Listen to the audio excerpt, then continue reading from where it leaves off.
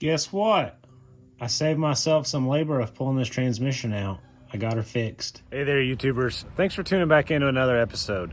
Today we're going to do a lot of the little finishing touches on the SI build and get it ready for the dyno. So I know you've heard me say that a lot. There's a few things you don't know. So let me go ahead and get you catch up, and let's roll this intro and get this party started.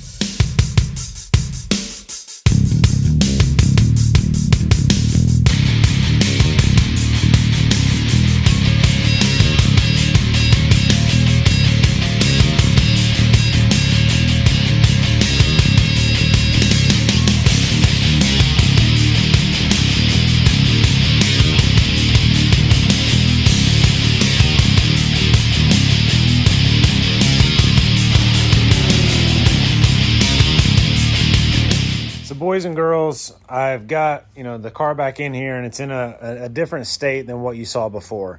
We had a few setbacks that were self-inflicted, and some of that, so the self-inflicted part is really the truest piece to it. The car was basically ready for the dyno last week, and we had a few different issues where I was trying to get stuff to quit leaking.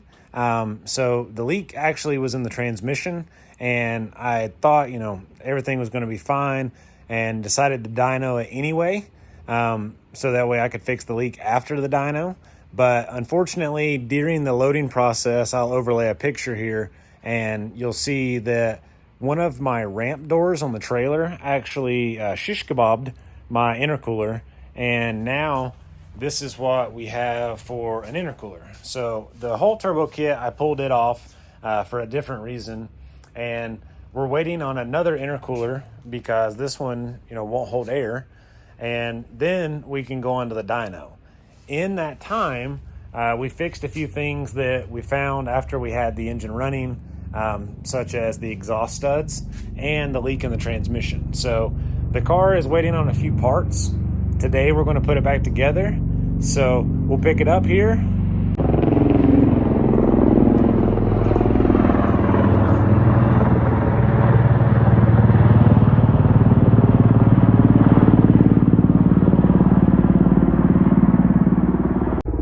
I don't know where the helicopter's coming from, but good grief. So guys, the helicopter's going to go away here in the near future.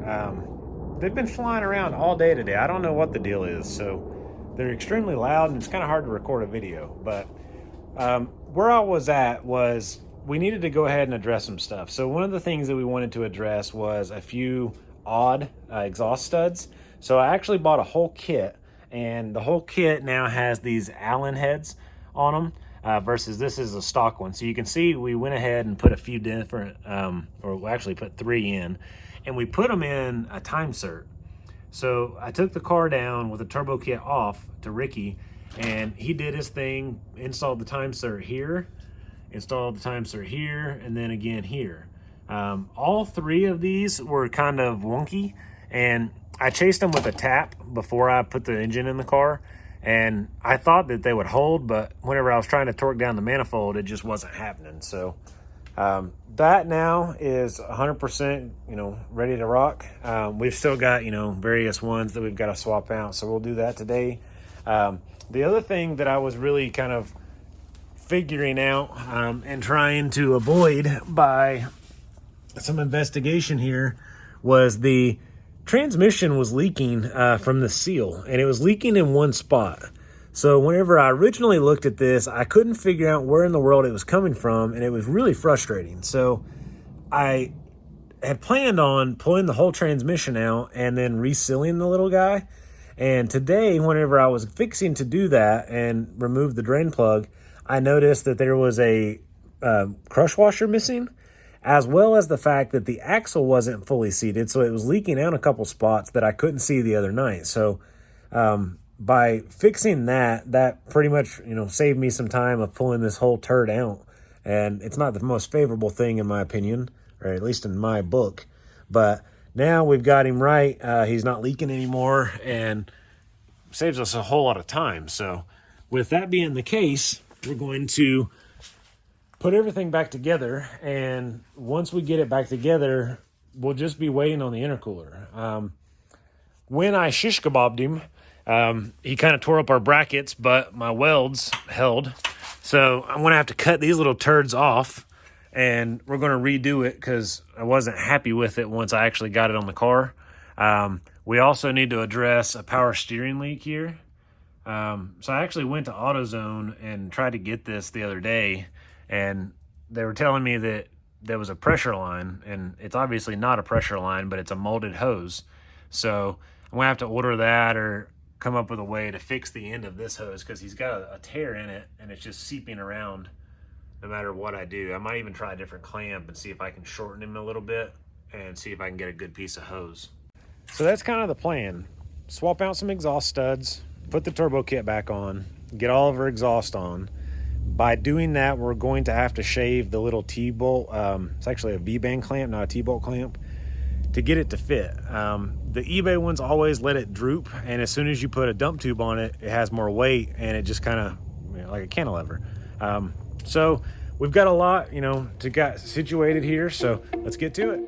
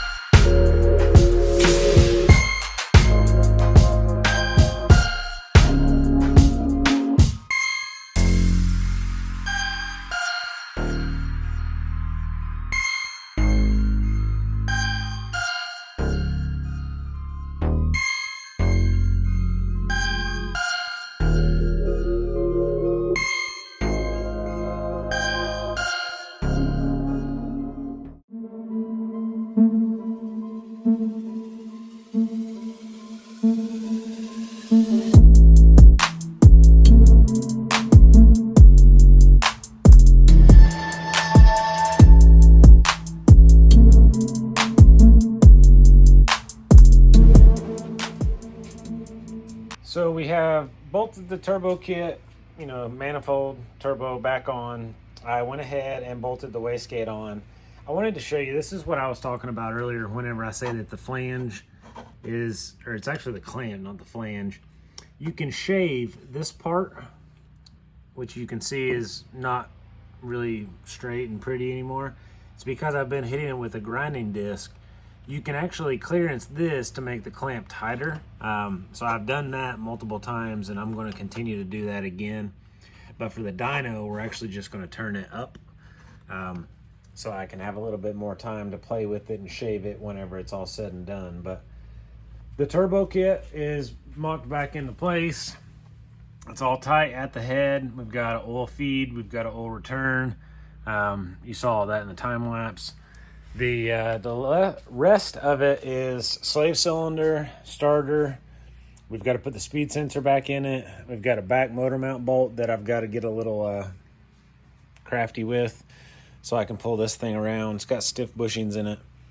And then we'll be back ready to do the piping and then get the downpipe and stuff situated, and our new intercooler will come in. So we'll put you guys on another little time lapse here, rock and roll on the other stuff, and we'll be wrapping up.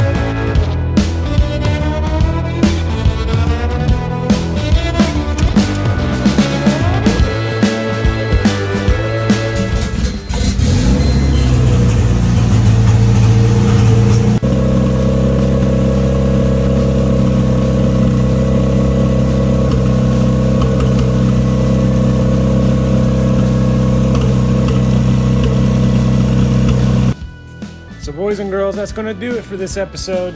We're waiting on one intercooler again, and then we're ready for the dyno. So the intercooler piping, what's left to really stitch on and put back on the car, we really need the intercooler to do. So that's really going to wrap it up. I hope you've enjoyed, watched until this point, I guess, and we'll catch you in the next video. Thanks for watching.